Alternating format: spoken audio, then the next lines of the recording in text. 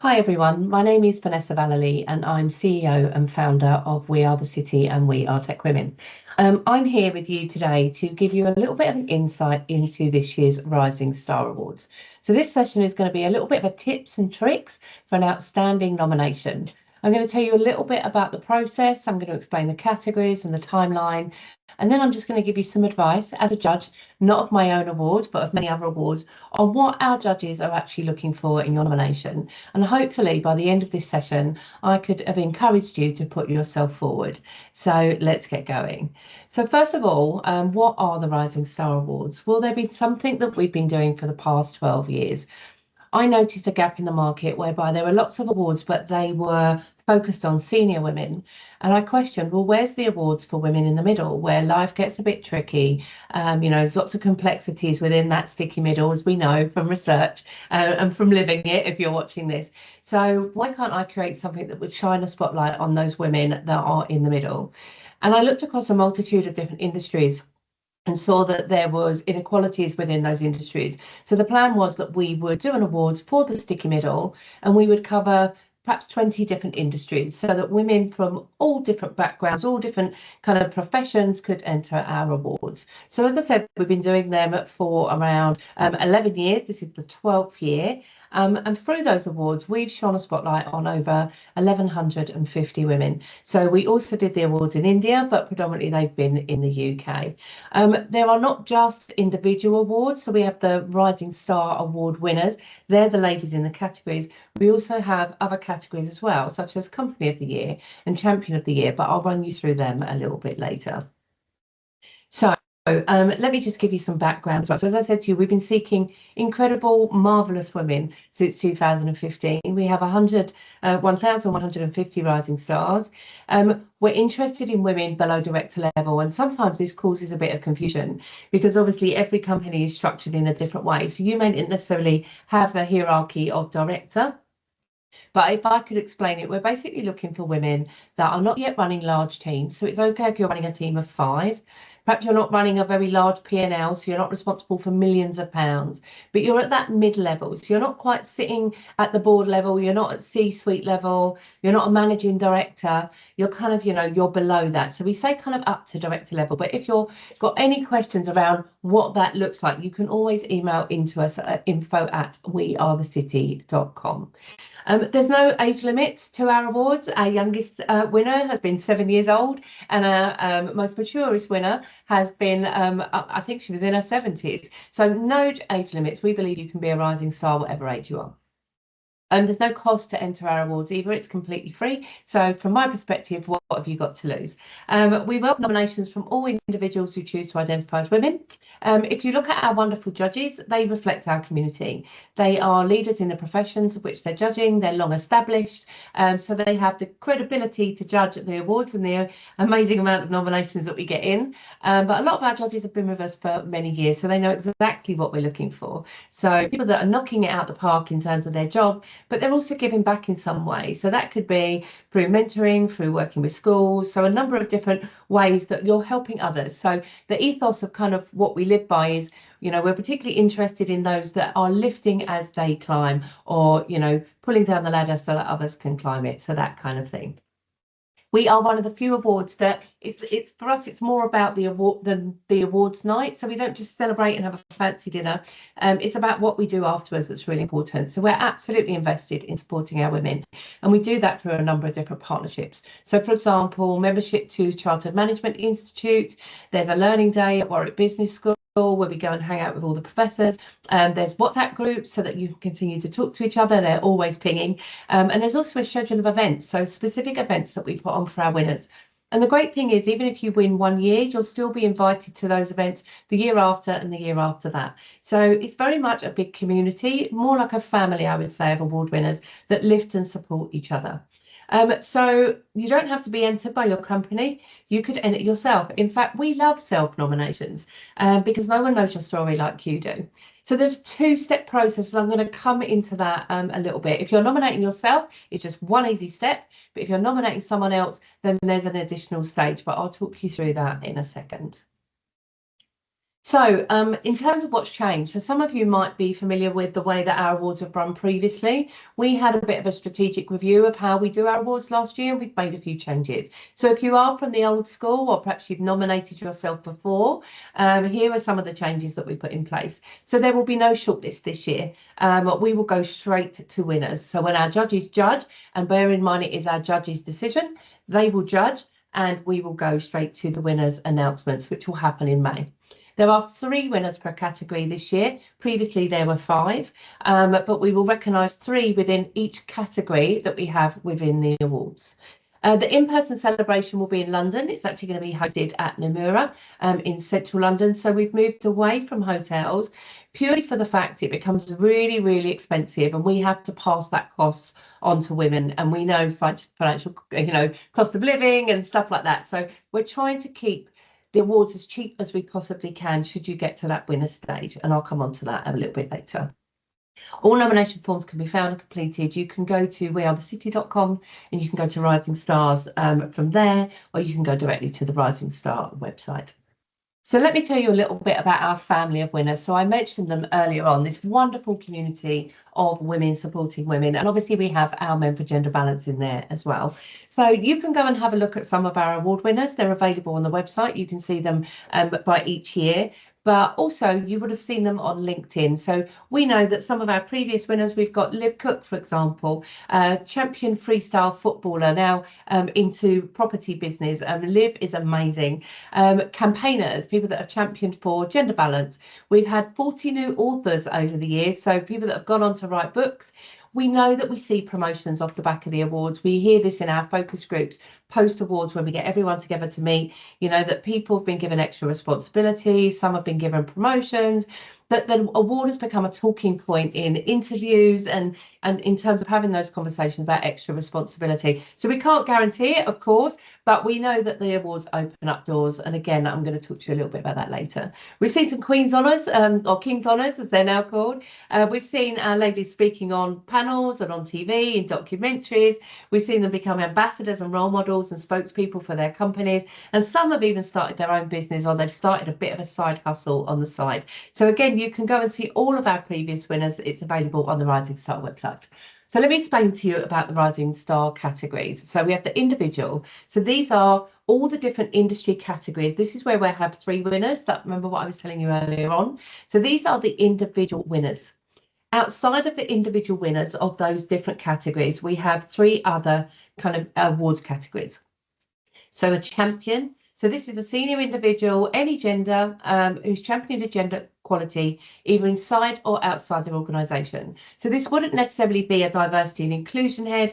It won't be a HR person. This is someone that's passionate about gender equity. So they're doing things and they're supporting things outside, or they're driving initiatives and programs within their organisation, but it's not necessarily their day job to do so. So they're doing it because they're good people and they want to drive change. We then have a company award. So this is for companies that can clearly demonstrate their commitment to supporting their female talent pipeline. So again, it could be programs that they put in, an initiative to see more gender balance. It could be a flagship mentoring program that they put in, but it's got to be showing impact. So that's what we're looking for from the company. And then we have Men for Gender Balance. So this is for the men only, the allies and the sponsors. So we're looking for senior men who are championing women and gender balance, either inside or outside their organisation. So perhaps they sit on a couple of charity boards, perhaps again they've sponsored an initiative within the firm. We want to hear about those gentlemen that are championing gender equality at every single turn. I'm sure there are some in your organisation that you can think to nominate. So what are the categories this year? So we have all other industries. This is like a catch-all. So this is, if you don't see your industry there, where can I nominate myself? It would be in all other industries. We then have advertising and media. We have banking and capital markets, charity and not-for-profit, defence, digital, education, academia, energy and utilities, entrepreneurs and startups. So one for you female founders, healthcare and wellbeing, HR and recruitment, inclusion and belonging, insurance, law, public sector, professional services, and technology. So some of the questions that we get about these categories, you may, for example, work in technology, but for a media company. So it's up to you. You could nominate yourself in both categories. You could nominate yourself in advertising and media, and you could also nominate yourself in the technology category. It's entirely up to you. You can nominate yourself in as many categories as possible. And obviously we'll make sure that that's kind of flagged to the judges, because they'll be seeing you pop up everywhere. So that's just an explanation on the categories we've got. But if you're not sure, you can always go into all other industries. And if you're still not sure, you can always email us at info@wearethecity.com. So in terms of the timeline, nominations are open to the 3rd of March.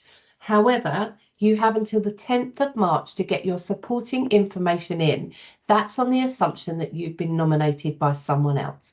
So, for example, if you was going to nominate today, you can complete the nomination, you can save as you go, and then you can submit it, and that's you done. You could submit it at the last minute of the hour of the 3rd if you're nominating yourself, and that, again, that's you done. However, if you're nominating someone else, my suggestion would be you do it sooner rather than later. Because of this two-step process, when you nominate someone else, you get the notification that you've nominated them, but then it's incumbent on the individual that's been nominated to return some supporting information to us, because this is what we give to our judges. And the reason being is that the person nominating you may not necessarily have all the information that they need to complete, which is why we do the two-step. Now, if you submit your supporting information by the 3rd, that's fantastic. But if for whatever happens, you get delayed in some way, you have up until the 10th of March to submit that supporting information. That is an absolute cut-off time, because we then need to collate all the files together, and we need to pass them on to the judges. So there are no exceptions past the 10th. So we then have judging. All of the nominations go off to our fantastic set of judges, and we give them a couple of weeks to read through them all. And then we get them back with the winners, and then we announce the winners on the 20th of May. You'll then be invited to celebrate your award at a ceremony at Namura on the 8th of July. Now, there is a small cost to attending the awards. It purely is to cover costs, but it's not in the region of some awards and what we used to have to charge being in a fancy hotel. So we're, as I say, we're just working out what that looks like, but again, it won't kind of break the bank. So other things, obviously we want to say a huge thank you to Namura for supporting these awards and powering these awards and enabling us to celebrate at their beautiful premises, but also to all of the other sponsors that get behind all of these categories, many of them returning year after year. So a huge thank you to them, because without these guys, we couldn't put on our awards and we couldn't find an incredible 100 women and male allies every single year. So why enter the awards? And this is the important bit. So from my perspective, as someone that's both won awards in my corporate career and subsequently in my career in gender, but also that's worked on the awards circuit for the best part of 12 years, I know that winning awards open up doors of opportunity for you. It provides a bit more to your story and a platform perhaps to tell your story. It raises awareness of your achievements within your industry, and within also, when you're posting on social media, you're an award winner at this particular point. So if you want to go and be a spokesperson for your industry and talk about the award, talk about your career, I think the awards give you a platform to do that, whether they're our awards or anyone else's awards. So showcasing yourself as a role model, a talking point when you're trying to get doors of opportunities open. Again, adding that award winning, to your LinkedIn profile. Again, it always kind of sparks people's interest, but it actually enables you to showcase what you've done and what you've worked so hard to do, but have that national recognition as well from our judges that you're at top of your field for all of these different reasons. You're helping other people out. So I think that's why awards are really important. So whether it's our awards or whether it's other people's awards, what have you got to lose, right? The best thing that can happen is that you win. The worst thing is that you come back and you try again kind of next year. But I also think it's really useful to put together an awards nomination for yourself, something that you can reuse, something you can add to for different awards. Perhaps you want to go more into more sector awards, or maybe you want a broader one like ours. But either way, I don't think it's a bad exercise to write down all what you've achieved in an awards nomination kind of context. So What's stopping you? I think that's a big question. And this is something that when I talk to lots of people about awards, they always say, you know, these are the answers that come back. One of the big ones is I'm not ready. I don't think I've done enough to warrant myself getting an award. Well, that's your own imposter syndrome getting in the way. I think once you start to write down what you've actually achieved, you realise that you've achieved more than what you realise.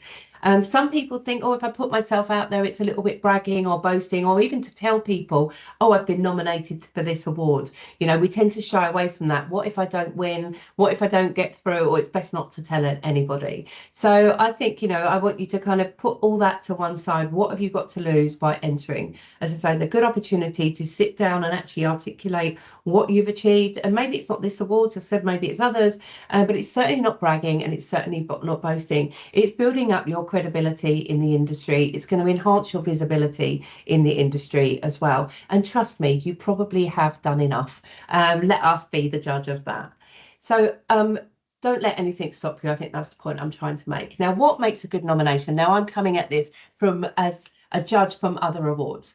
So, for example, when I've judged some awards, I look at a nomination and perhaps there's 5 or 6 questions, and what I see is a one-line answer. What I read into that as a judge is this person can't be bothered.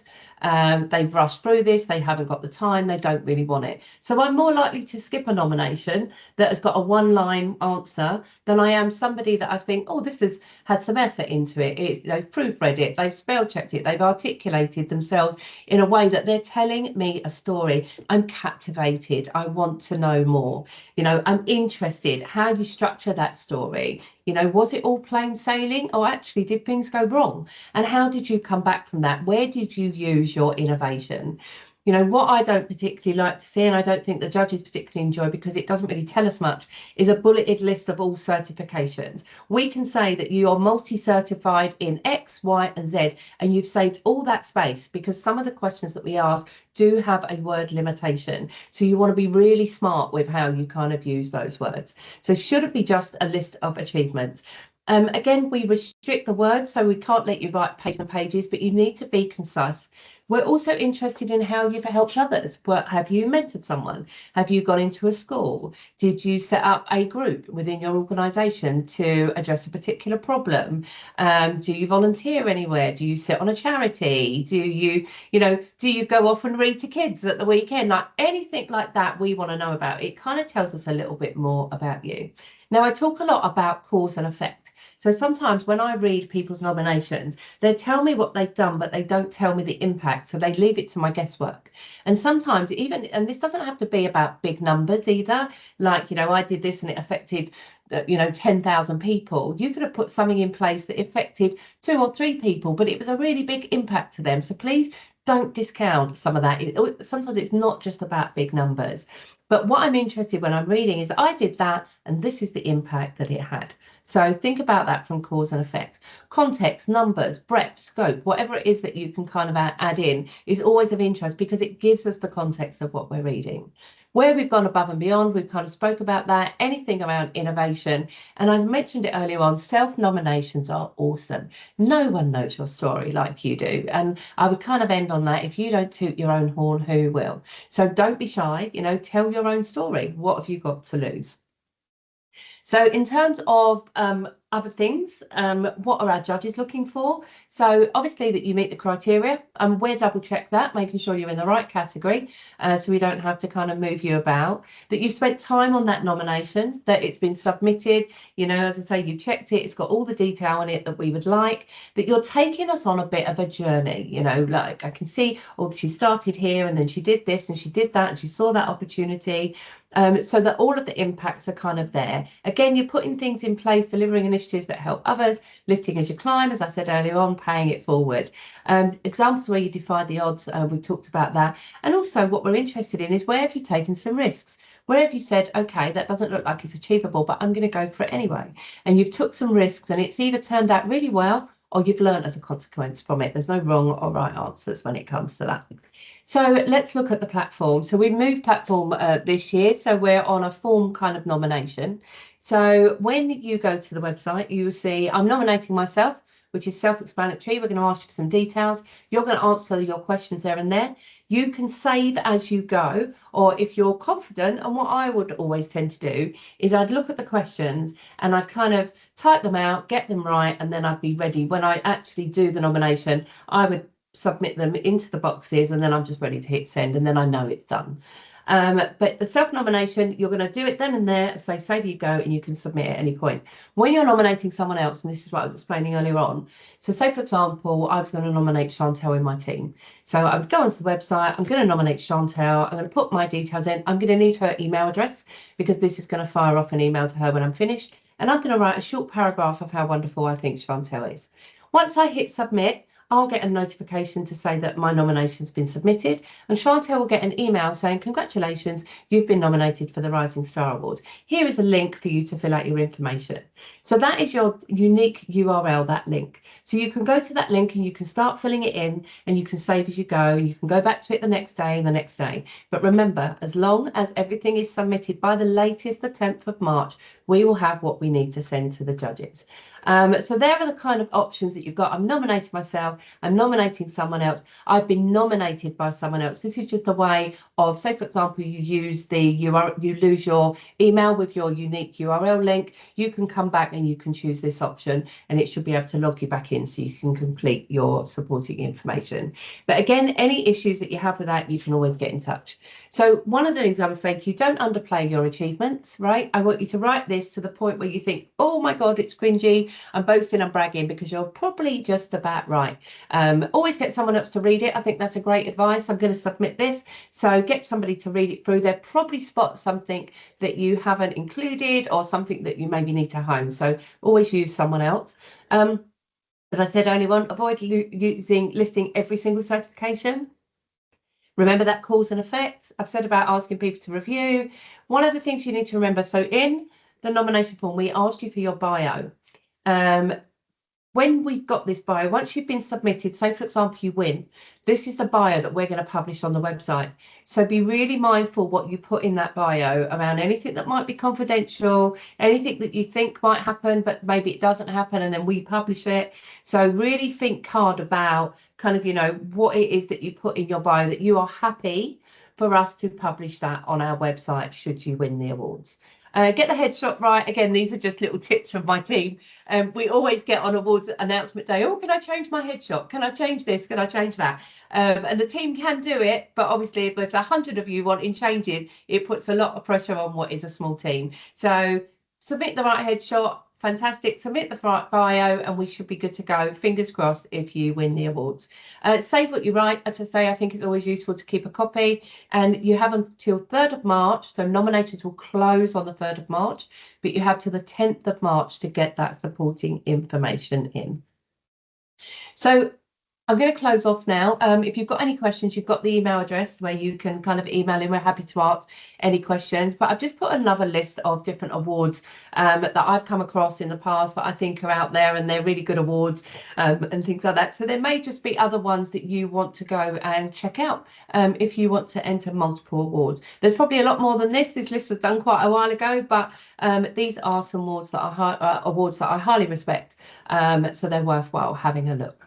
But thank you very much for joining me. I hope this has given you some help. If you've got any questions, you can pop them to info@wearethecity.com. Thank you so much for joining.